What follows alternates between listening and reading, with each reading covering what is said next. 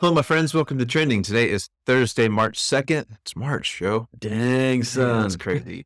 It's about 9:50. We're getting a little bit later start today, so thanks for joining us today. Good morning, Joe. How's it going, man? Doing good. It's a jean jacket day. It is. Yeah. Whenever I wear this, I get lots of comments.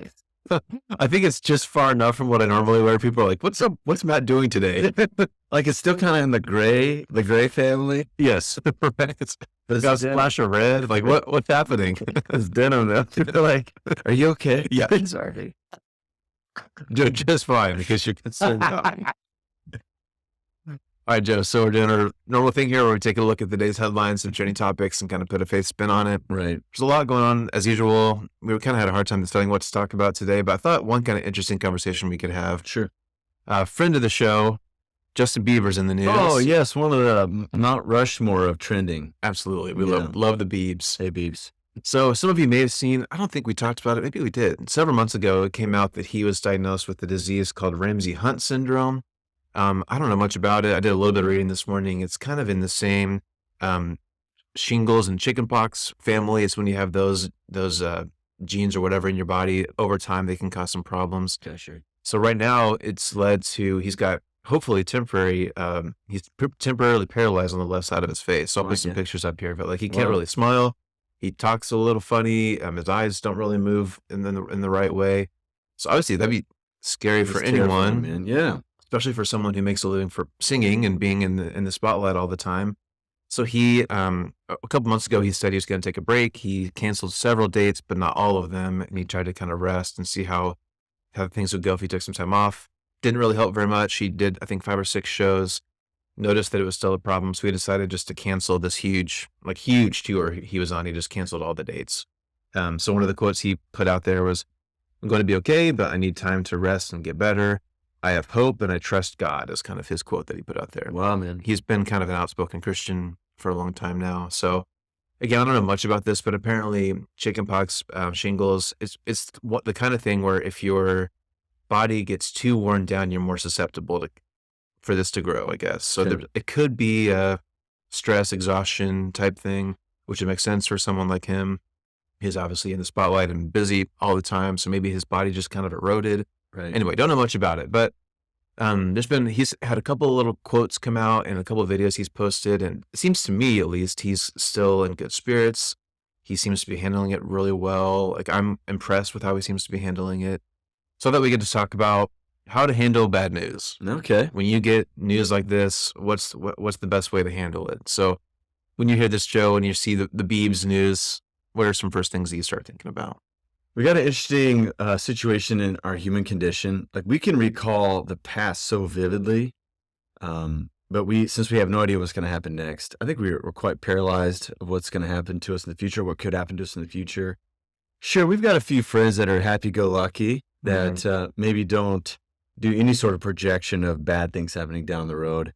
But nevertheless, when you receive bad news, I mean, obviously it just wrecks everything. Yeah. Because you had like maybe a trajectory for where you think you're going to go. If it general sense, specific sense. So when like bad things come in there, first you evaluate, can I maintain this path? Or is there going to be some significant changes that come up? If you're connected to people, if you have a family, if you have like a tight knit work community, people are counting on you. Obviously it throws those indirectly into turmoil as well. And so it'd be great if the Bible could give like a silver bullet on what to do when you receive bad news. But since it's a very large collection of material over a long period of time from several authors, it gives more of a spectrum of things. So some of us may have the personality that we enjoy that. We enjoy that the scripture text is multifaceted. So not one piece of advice can be given to somebody in the midst of their bad news. Some of us are like, man, I was actually looking for something a little more pointed. I'm sorry that the Bible doesn't deliver on much in that regard. But I kind of like the mosaic of things that happen. So quickly, when we were like, prepping for the video, I kind of cobbled, I had a Fuzzy's receipts in my pocket. Nice. That I have yet to like apply to the other receipts at home. So I've kind of just drawn it out, like some things that to consider. I don't know. Like, I like it. Is this weird? No, it's great. I love it. All right. So some people use Evernote. I use Fuzzy's Tacos. Fans of the show. The best organization technique right there. Back of receipt. That's right. Okay. So, and one of the things that we see when David received some bad news, he did something peculiar. So if you can recall, David had an affair with Bathsheba. She was expecting a child because of that. Because of him committing that sin, God wanted to punish him for taking this child's life. And so instead of just saying, well, that's the way it's going to go, we find in 2 Samuel 12 that actually David refused food for 7 days. Like he basically stayed in a place of prayer. And even after the child like died, or up until the moment the child died, he was like saying, no, like who knows? God might actually, change and have mercy. And so one of the things that I think that we could do when we receive bad news is to say, oh, who knows? Like maybe this thing could turn around, and I'm going to appeal to God for like his help and leverage on this particular thing. So I think it seems like maybe this is what Bieber's done, or maybe people in Bieber's community is they're like praying and asking God that he would reverse this and that he could be restored in complete health. And so that's one of the things that does. Now, this is not to idealize this perspective. I think sometimes we idealize David, thinking that whatever David does, we could do too. It's just worth like taking all of David's life in balance. This might be a time where he did something that was good and proper. Let's just keep in mind at the end of his life, he's still like scheming with his son Solomon about who to kill in order to like solidify their political posture. So take everything David does and says with a grain of salt. But he actually like said up until the very end, I'm going to ask that this thing could be reversed. And so he actually like acted out his faith, and he tried to ask for God's intervention. So this is something that we could do when we receive bad news. So this might be the more popular thing that Christians like us do. We think, okay, well, if God holds all things together by his words, this thing's happening. So God certainly can change this and make it go in the opposite direction. So that's one thing that we can do. Okay. The second thing, and this could be actually related to it, is to offer our complaint about it to God. One of the neat genres of scripture, we see this from time to time, are actually complaint psalms and songs, or just complaints from idealized human figures in the scripture text. So King Hezekiah is one of the most famous ones who was allowed to raise his complaints to God. There's a couple of different places you can find this, but the chunk of it is actually in Isaiah 37 through 41. That prophetic book actually piles all of Hezekiah's complaints in one spot. If you can recall, Hezekiah was a king of Israel. He was ill for a given period of time, and he was also being harassed by invading armies. And so he gave his complaint to God, and God heard his prayer. I think the critical piece about this is not to be complainers towards others, or by all means, not going to Facebook day after day with complaints, because it may not be that productive, but to aim our complaints to God. I think two things benefit when we do this. Number one, our complaints go to a person who can handle the complaint. Our communities can't handle the amount of complaining that we'd like to do. Like even the people who are in our corner, at some point they're like, okay, I've had enough, you know, and we don't want to stress out our communities. God's infinite. He can handle all the complaining that we want to do. I think also those complaints turn to prayers, because at some point we get exhausted ourselves of airing complaints before God. We actually get a little more level head about it, and we turn those complaints into prayers. It actually turns into communion with God and not just venting to God. But I think so it's good for our community. It's also good for our own souls that we complain about this to God. I think Bieber's got something to complain about. Like his life was just bumbling along. He probably didn't do anything directly to get this. It's just in his genetic code, right? So why not say, hey, like this stinks. Like I had some stuff I wanted to do. And therefore like air that complaint to God. For those two reasons, I think it's a very healthy posture that we should take when something like this happens. So that might be a surprising piece of advice, because as Christians, we're supposed to, the joy of the Lord to be our strength, and we're supposed to have a stiff upper lip and not to, be complainers. But, there's actually some genre in the scripture text that give us a little bit of a license to be complainers. The piece of advice is to do this like in a redemptive way, have those complaints aired towards God and not just towards our loving community that we have around us, because we don't want to stress those people out and have them be exhausted about the day after day complaining that we can do. So anyways, you got anything to say about that? Because that might be a surprise. No, I think it's good. I think it's really, like, I think we try to suppress our negative emotions, like complaining thoughts. But I think you can only do that for so long. So like you said, like you might as well express them to someone who can handle them better than, know, a random colleague or friend might be able to. So God can handle it, right? It's kind of like an air bubble that we're trying to keep under like the water if we don't actually deal with the hard stuff. Yeah. So sure, we might have a smile on our face. We start slamming cupboard doors, Mm-hmm. or we snap at our kids way beyond the measure of what they've done. Like Yeah. they just spilled something on the counter, and like Right. we're calling it like the deepest offense, Right. in life, right? So yeah, it's good to have have a healthy way Mm-hmm. of dealing with some of the anxiety inside. Yeah. It's good. All right, number 3, we can consider part of the math of life like Job did. So early on, remember, like all this stuff's happening to Job. Mm-hmm. And early on, he says, well, the Lord gives and the Lord takes away. Yeah. May the name of the Lord be praised. Now, it's just worth noting that this is not Job's perspective always. Yeah. True. It is early.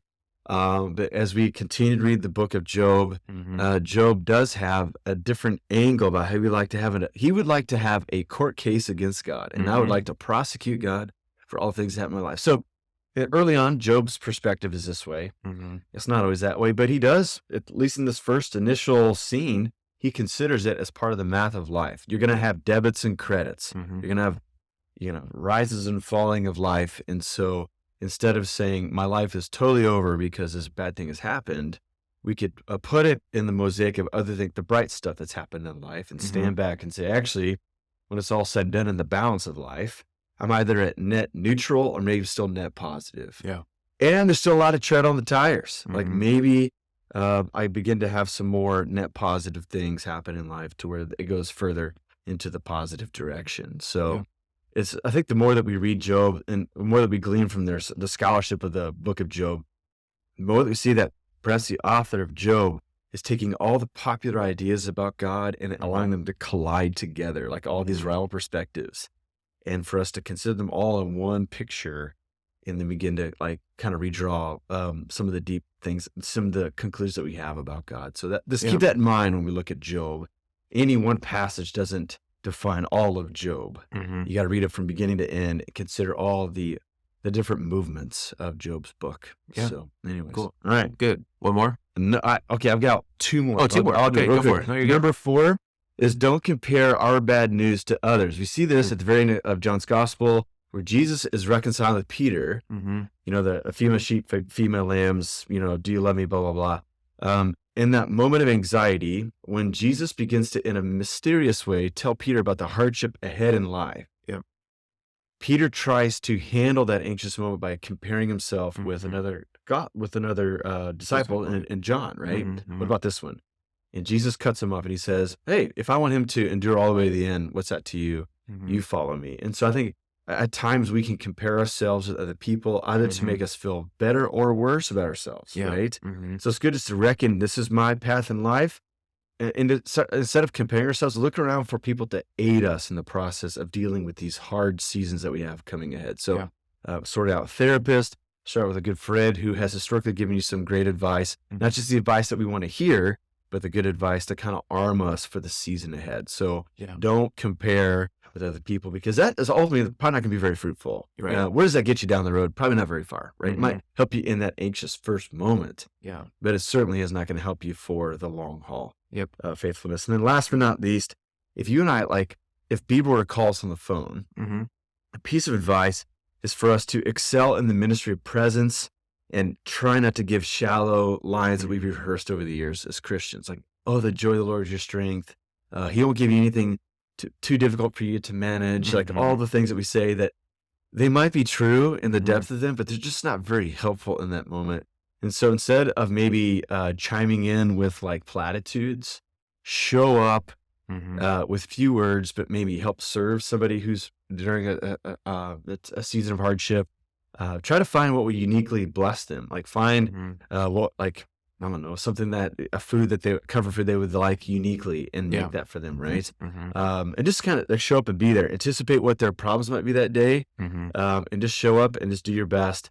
I mean, even if we miss the mark on a day or two, most level-headed people will see that it's kindness that someone's showing up and not trying to tell me how to live my life or how to deal with this, unexpected bad news, but they're there and they're shoulder to shoulder with me. And to be honest, just knowing people close to me are going through an extended season of hardship, just showing up is one of the most gracious and kindest things we can do.